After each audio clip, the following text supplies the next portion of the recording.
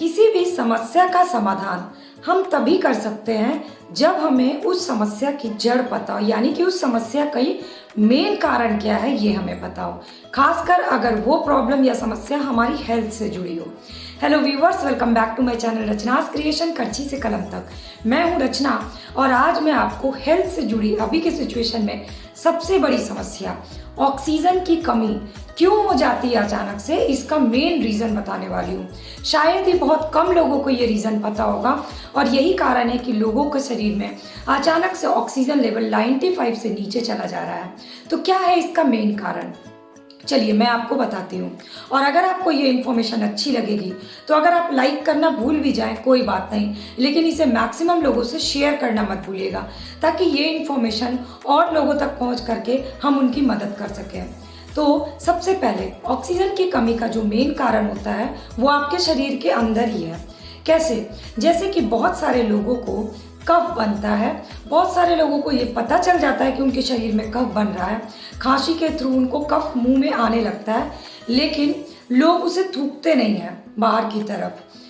दूसरा, बच्चों में कफ निकल ही नहीं पाता है। जैसे अगर किसी बच्चे को सर्दी हो जाती है, नाक बहती है, तो पेरेंट्स परेशान हो जाते हैं रनिंग नोज देख करके। खासकर आजकल रनिंग नोज है वो बहुत बड़ी समस्या लगती है लोगों को, तो दवा दे देते हैं और सर्दी रुक जाती है। जबकि पहले के टाइम में ये कहा जाता था कि अगर नाक बह रही है तो उसे बहने देना चाहिए। जो भी चीज़ें पहले के टाइम में थी उन सब के पीछे एक लॉजिक था। बहती नाक को अगर आप रोक देते हैं तो वो अंदर जाकर के चेस्ट में जम जाता है और कफ जम जाता है। कफ जो होता है वो CO2 कार्बन डाइऑक्साइड का सोर्स होता है। तो जैसे ही आपके शरीर में कार्बन डाइऑक्साइड यानी कि कफ जमना शुरू होता है तो वो धीरे धीरे करके ऑक्सीजन के लेवल को कम करने लगता है।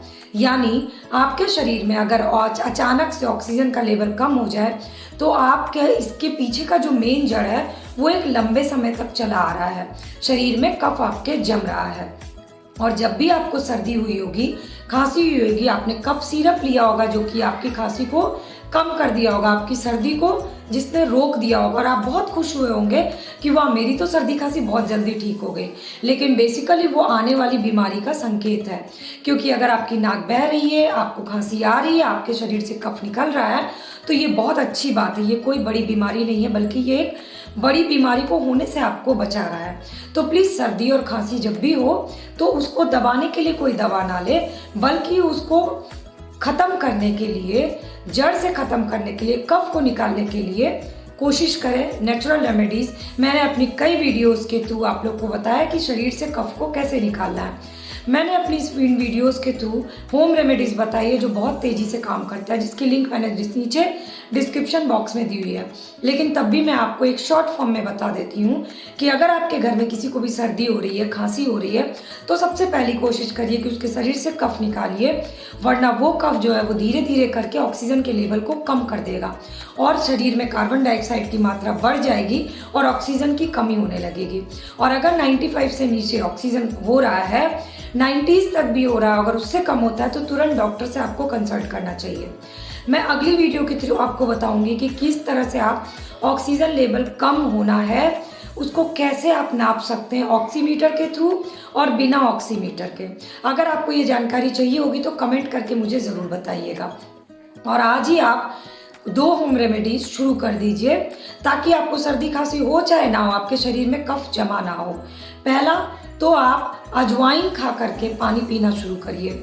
1 चम्मच अजवाइन को चबा के खाइए, साथ में 1 टुकड़ा अदरक का चबाइए और थोड़े से तुलसी पत्ते, जो आपके पास अवेलेबल हो 3 चीज़ों में, अजवाइन, अदरक और तुलसी के पत्ते।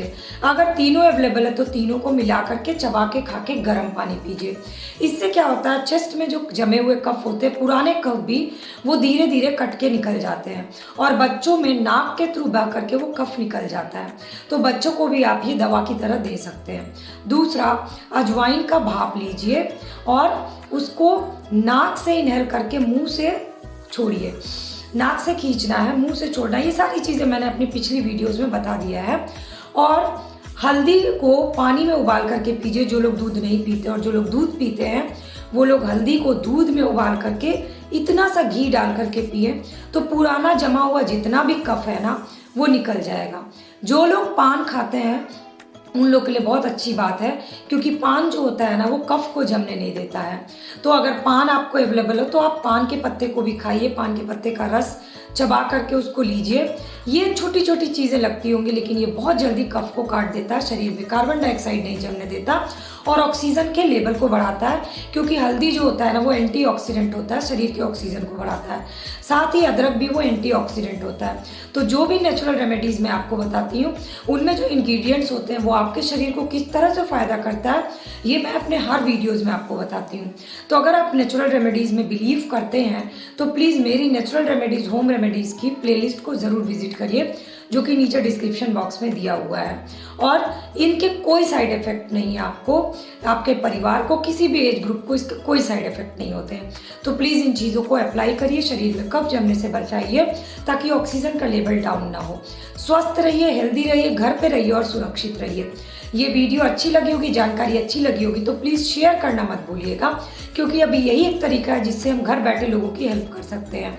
और रोज़ फ्री ऑफ कॉस्ट मेरी वीडियो अपडेट देख रही होगी तो प्लीज़ चैनल के सब्सक्राइब बटन को क्लिक करके बेल आइकन को प्रेस कर लीजिएगा और अपने क्वेश्चंस, अपने डाउट्स मुझसे कमेंट सेक्शन में कमेंट करके ज़रूर पूछिएगा।